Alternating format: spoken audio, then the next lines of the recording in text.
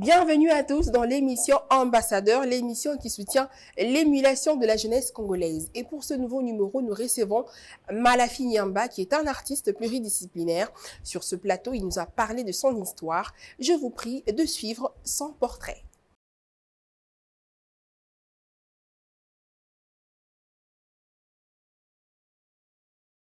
Il est jeune et il vit de son art. Il s'appelle Malafi Niamba, un poète dramaturge et patron du collectif Malafi Art Production. Il s'est fait connaître grâce à des initiatives telles que la Maison des Winder, un espace d'expression et d'apprentissage sur les différents métiers de la culture pour la jeunesse de Njili. Son parcours artistique est enrichi par une solide formation académique à l'Institut national des arts de Kinshasa et par des expériences sur des scènes locales et internationales. Pour une cause noble, l'artiste a fait de la prison et a ensuite été libéré grâce au soutien de toute la communauté culturelle. Mesdames, Messieurs, Malafi Niamba est l'ambassadeur du jour.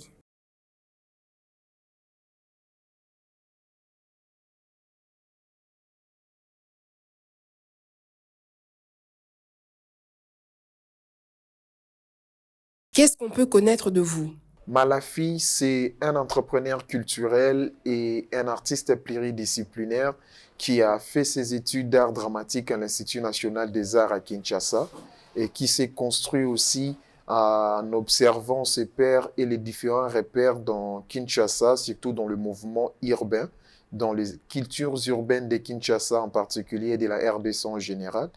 Et aujourd'hui, c'est un artiste qui tourne partout dans le monde et qui a un espace culturel dans le milieu périphérique de la ville. Oui, à la base, l'entrepreneur artistique ou culturel que je suis aujourd'hui, c'est un passionné du secteur culturel, un artiste rappeur et qui a si transformé sa passion à une vraie profession. À la base, c'est le rap qui m'a mené dans ce secteur. J'ai commencé par les rap. Et après un moment, j'avais une petite lumière sur moi. En 2013, je fais le concours Talent Révélation de Maître Gims Ezao organisé par Icon Production et une société de télécommunications qui m'a permis de faire la première partie de Maître Gims Ezao au Shark Club en 2013. Et c'est par là où une petite lumière s'est imposée dans ma carrière. Vu que j'étais un jeune qui vient du milieu périphérique, notamment à Kimbanseke et Njili, et tous les jeunes de mon quartier n'avaient pas la possibilité d'avoir cette petite lumière que j'ai commencé à entreprendre dans ces moments-là. J'ai décidé de quitter la scène pour manager les artistes qui avaient plus de talent que moi et des talents comme moi aussi. C'est pourquoi j'ai quitté la scène en tant que rappeur pour me mettre dans l'entrepreneuriat culturel. Et grâce à l'effort de mes parents, j'ai combiné ma passion avec mes études d'art à l'Institut national des arts. Et aujourd'hui, cette passion est devenue une profession. C'est quoi la maison culturelle des Winder? La maison culturelle de Mwinder, qui est notre espace d'expression culturelle à Njili, c'était d'abord une réponse à un manque. On a constaté dans notre milieu qu'on n'avait pas des espaces où les jeunes pouvaient s'exprimer culturellement. Et nous, on voulait répondre à ces besoins-là, créer un espace d'expression culturelle dans un quartier qui semble être reculé. Et pour commencer, on a commencé par organiser le festival Mwinda na Molili. Le festival Mwinda na Molili qui était un état d'esprit de dénoncer tout ce qui est comme l'obscurité rongeuse de notre mentalité à travers les arts et mettre la lumière sur les talents des jeunes. Nous avons initié une première, deuxième et troisième édition qui a eu la participation de toute la crème du mouvement hip-hop, du mouvement urbain de Kinshasa. Notamment, je peux citer la participation des artistes à l'époque tels qu'Alexis Légal, de gens comme notre patron Yann Mambo pour animer des conférences. Et on a pu faire déplacer le directeur des institutions comme l'UNESCO qui ont été habitués de rester dans les centres-villes mais pour venir voir des activités dans les périphériques. Alors, Mwinda na Molili en tant que festival s'organisait qu'une fois l'année. Et parce que le festival marchait, il y avait aussi un autre souci, toujours de créer l'espace d'expression culturelle où les jeunes pouvaient suivre des spectacles et se donner en spectacle sans pourtant aller dans le centre-ville, là où tout est centralisé dans la République de la Gombe. Alors nous, on s'est dit, on veut créer maintenant un espace qui va être le lieu du festival. On a créé le festival Mwindala Moulili. Maintenant, il faut créer la maison culturelle de Mwinder. Les Mwinder sont des gens qui portent cet état d'esprit de Mwindala Moulili. Et c'est par là, pour répondre à ces besoins-là, d'avoir une programmation culturelle continue et régulière pendant l'année. On a créé la maison culturelle de Mwinder pour faire une continuité de la programmation culturelle de notre festival Mwindala Moulili. Qu'est-ce qui vous a motivé à choisir la commune de Ndjili et pas ailleurs? Parce qu'on est des natifs de Tchangou. Parce que la ville de Kinshasa en particulier, si vous voulez entreprendre, il faut quitter votre maison dans le périphérique. Si vous habitez Bumbu, il faut quitter Bumbu pour venir à la République de la Gombe. Si vous habitez Tchangou, il faut quitter Tchangou pour venir à la République de la Gombe. Alors nous, on voulait donner l'accès à la formation et à l'information aux jeunes du quartier, mais sans pourtant aller plus loin de leur maison. C'était quoi l'ingrédient qui a captivé l'attention des partenaires pour vous offrir le financement et d'autres avantages? Ça, c'est une très bonne question. J'estime que je n'ai pas encore répondu à cette question dans cette formulation, mais c'est simple. Il nous a fallu d'être patient. Comme je l'ai dit souvent, d'une passion à la profession, il faudrait vraiment être patient. L'un de mes aînés a dit dans l'une de ses chansons, d'une passion à la profession, il faut plus dans la tête que sous les caleçons. Alors, par là, je vais évoquer quoi? Par là, je vais tout simplement dire qu'il faut savoir c'est créer un carnet d'adresses. Je l'ai dit que j'ai commencé par la scène. La scène m'a donné une petite lumière que j'ai exploitée pour partager cette lumière avec les gens de ma communauté. La petite lumière de l'artiste que j'étais, les rappeurs que j'étais, qui a réussi à faire la première partie des Caris, Colonel Rayel et James Ismad, ici au Grand Hôtel, qui a réussi à faire une tournée universitaire Talent Révélation.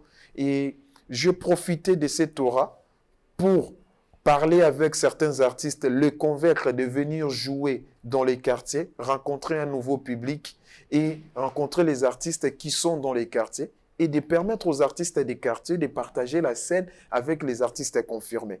Et c'est par là que certains partenaires aussi, ils ont pu voir ce que nous, on faisait dans les quartiers, mais le financement n'est pas venu d'un coup comme ça. Il a fallu faire l'article 15, travailler par les moyens des bords, commencer d'abord avec Sekona, Sekone.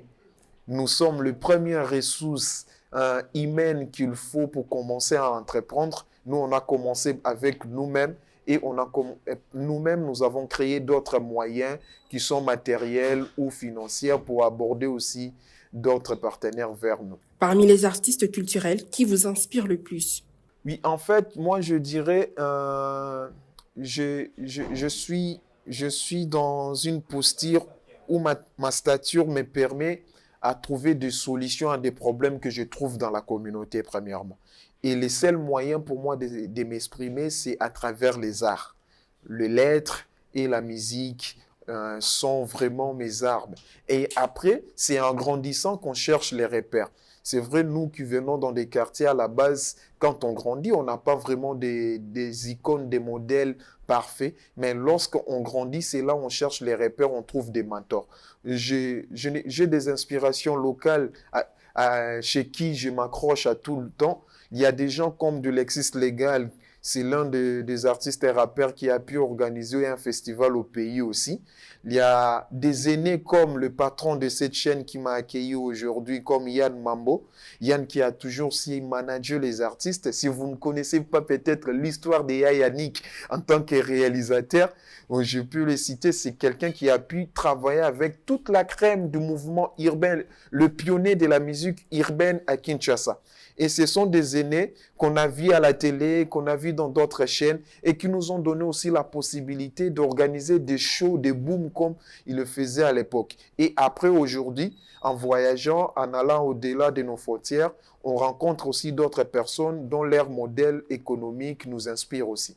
Quelle est votre plus grande difficulté dans ce domaine? Dans ma carrière artistique, tout comme entrepreneuriale, la plus grande difficulté, c'est le manque d'accompagnement.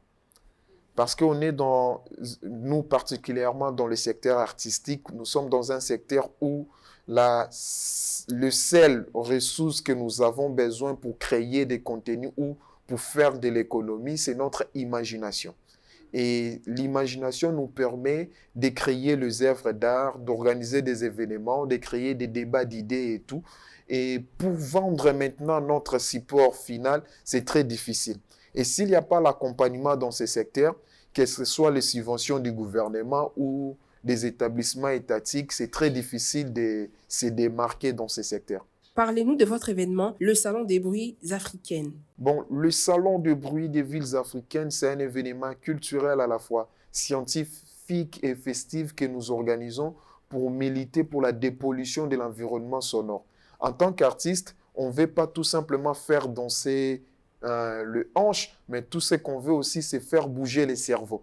Comment les artistes peuvent pousser les gens à réfléchir, comment les artistes peuvent contribuer à l'éducation culturelle populaire de notre communauté. Et nous, on voulait questionner la nuisance sonore dans notre environnement. Parce que nous sommes dans une ville qui était prévue pour 5 millions d'habitants. Aujourd'hui, on est presque 20 millions d'habitants et ça semble avoir une cacophonie urbaine.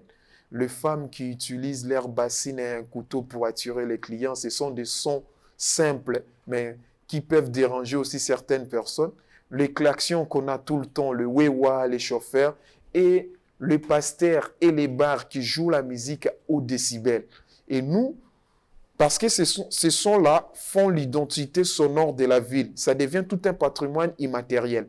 Et nous, on voulait maintenant réguler le bruit dans la ville tout en conservant aussi les sons-là. Donc, il y a des volets dans le projet. Les volets scientifiques où on questionne l'impact de la pollution sonore sur les êtres humains, sur la flore et la faune, et les volets festifs et artistiques où on utilise le bruit comme les matériaux de construction artistique.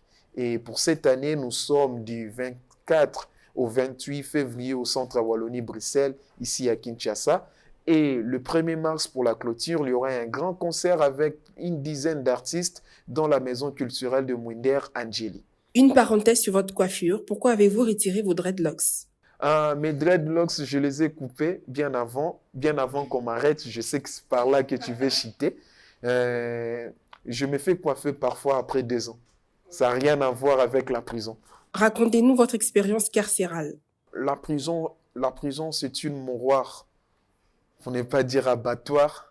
C'est un endroit où quand tu entres, de toutes les façons, tu meurs. Mais ça dépend si lorsque tu vas sortir, tu vas ressusciter ou pas.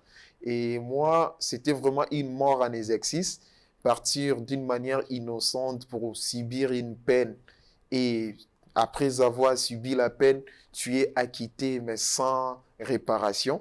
Pour moi, c'est vraiment un moment qui ne peut pas être effacé. Mais en tant qu'artiste, je vois ça aussi d'un côté positif. En tant que chrétien aussi, je vois ça d'un côté positif où comme c'était une retraite, Dieu voulait m'amener à un niveau supérieur. Il fallait passer par là pour connaître tout le mot, toutes les conditions.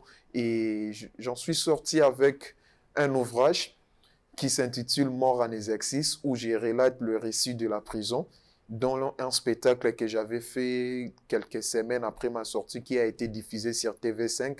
Donc, c'est une expérience, je pense, ça reste gravé dans ma carrière et que je ne souhaite pas aux autres artistes. À ce niveau-là où les gens ont été mobilisés, je ne pense pas que je me connaissais comme ça. Et je pense que le succès a augmenté aussi mon aura et peut-être c'est un mal nécessaire, on peut le dire, si on peut positiver toutes les étapes de cette période que nous avons traversée dans la prison de Makala. Et après, je me dis aussi, c'est les petites étapes, les petites graines que nous laissons dans chaque endroit que nous passons, des petites rencontres que nous faisons dans les gens. Ça va faire 10 ans que je volie, par exemple, professionnellement dans le secteur culturel. Et dans 10 ans, c'est des milliers de rencontres, des milliers de gens, des milliers de projets avec des gens qu'on a travaillé. Certains, on a oublié, certains, on a encore des contacts et tout. Mais lorsqu'il y a un fait boomerang, et ça peut toujours revenir vers toi. Et je dis un grand merci, je profite de nos antennes de Kyria Media Channel pour dire un grand merci à la communauté artistique et culturelle congolaise et d'ailleurs, les gens qui se sont mobilisés pour la liberté d'expression artistique et pour dénoncer cette arrestation. Je dis un grand merci à tous qui m'ont accompagné. Est-ce possible de vivre de son art? C'est une très bonne question. Les gens le demandent si on peut vivre de son art. Et la réponse est paradoxale parce qu'on peut dire oui et non. Tu peux gagner quelque chose à travers ce que tu fais comme métier artistique. Mais comment tu fais pour garder l'économie de ce que tu gagnes aujourd'hui? Aujourd'hui, tu peux avoir un 10 000 dollars comme cachet d'une exposition, d'une installation sonore quelque part. Mais si tu prends ces 10 000 dollars pour aller boire et manger dans une boîte de nuit, tu ne peux pas vivre de ton art. C'est pourquoi aujourd'hui, il y a des artistes, lorsqu'ils meurent, il faut cotiser. Lorsqu'il y a un souci, il faut demander de gauche à droite. Maintenant, pour vivre de son art, ça demande qu'il y ait une politique culturelle qui facilite aussi la régulation du secteur culturel dans le pays. C'est-à-dire, par exemple, quand je fais une installation sonore et que j'ai mes royalties, mes droits d'auteur qui me reviennent, les cachets peuvent passer, mais les droits d'auteur restent pour les années. Donc, les artistes peuvent vivre de leur métier, mais il faudrait économiser, créer des métiers auxiliaires, des recettes auxiliaires à côté. Tu es artiste, crée-toi une économie en 360 degrés. Tu es musicien, par exemple. Peut-être si ton nom devient une marque de valeur, tu peux, à travers ton nom, créer un branding shot de mouvements autour de ton nom pour vendre, par exemple, des habits, pour créer, par exemple, un lieu de rencontre où les gens peuvent venir prendre un verre parce que c'est ton nom, les gens vont venir. Mais si tu attends que ton cachet et tu ne sais pas comment déclarer tes droits d'auteur, tu ne sais pas comment créer des métiers auxiliaires à côté, c'est très difficile.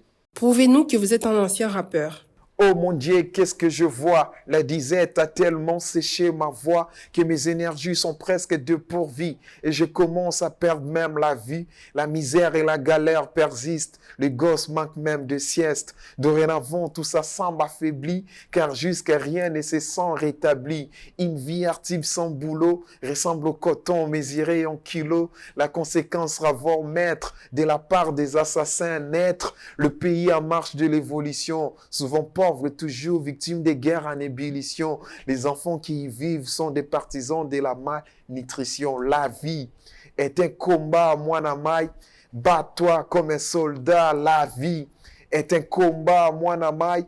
Bats-toi comme un soldat. La vie est un combat. Il vous est déjà arrivé d'abandonner? Mais qui peut entreprendre dans le secteur culturel sans pourtant avoir les goûts de lassitude? Ça nous arrive tous. En fait, nous sommes dans un secteur où on fait fonctionner toutes nos émotions. Même pour écrire un projet, même pour écrire une chanson, on met toutes nos émotions en jeu. Et pour réaliser ce qu'on écrit comme projet, ça demande encore beaucoup plus d'énergie. Alors, les artistes ou les entrepreneurs culturels en particulier, ce sont des gens qui sont dans la dépression quotidienne parce qu'on veut donner des résultats que nous voulons en 100%. Et ça nous arrive d'abandonner. Mais parce que la passion est tellement forte, la raison est tellement forte que ce que nous réalisons, que ce que nous racontons comme difficulté, et nous continuons toujours. Un message d'encouragement aux jeunes entrepreneurs. J'invite tous les jeunes de tenir fort, comme je l'ai dit dans l'une de mes chansons il y a 10 ans maintenant, que la vie est un combat. Mwanamai, bats-toi comme un soldat. Alors, vous pouvez toujours continuer et espérer à vous. Le plus important, c'est de savoir son but. Pourquoi tu es vivant, pourquoi tu es encore sur cette terre, pourquoi tu vis et qu'est-ce que tu apportes dans ce monde. Les dégoûts, tu vas rencontrer ça. Parfois, il faut juste te reposer et recommencer. Et parfois, il faut juste trouver de nouvelles stratégies pour te relancer aussi. Et les Congo peut changer que par nous-mêmes. C'est vrai qu'on a trouvé un pays dans des conditions où les aînés, nos aïeux ont fait des choses qui ne nous facilitent pas l'avenir ou le présent aujourd'hui. Mais ce n'est pas parce que les aînés ont mal barré la route que nous, on ne peut pas prendre le virage. C'est le moment d'espérer, de rester serein. Et surtout pour gagner dans la vie, la structure et les schémas est très simple. Il faut se former, il faut s'informer et l'information et la formation vont produire la transformation. Et cette transformation, c'est la réussite que nous attendons dans nos propres vies. Un mot pour la chaîne KMC. Je suis trop ému de visiter ces bâtiments et de venir dans cette boîte qui est magnifique, tenue par des jeunes, par un patron jeune et quelqu'un qui connaît très bien le secteur des médias en RDC. Et moi, j'invite, mon mot, c'est pas seulement pour la chaîne, mais c'est pour les autorités. J'invite, quel que soit le ministère de la Culture ou du Tourisme, de mettre la main dans la pâte et d'accompagner une telle initiative. Ça, c'est en même temps un vecteur qui vend l'image du pays positif, qui permet aux jeunes d'avoir de l'emploi. Et vous êtes appelés à soutenir de telles initiatives. Et moi, je suis très flatté. Vous ne pouvez pas comprendre ma joie d'être dans ces plateaux et sur ces fauteuils, très à l'aise et de parler comme ça. Merci beaucoup et tout le plaisir est pour moi. C'est la fin de cette émission. Merci à vous de nous avoir suivis et restez branchés sur KMC, la chaîne de la jeunesse et des bonnes valeurs.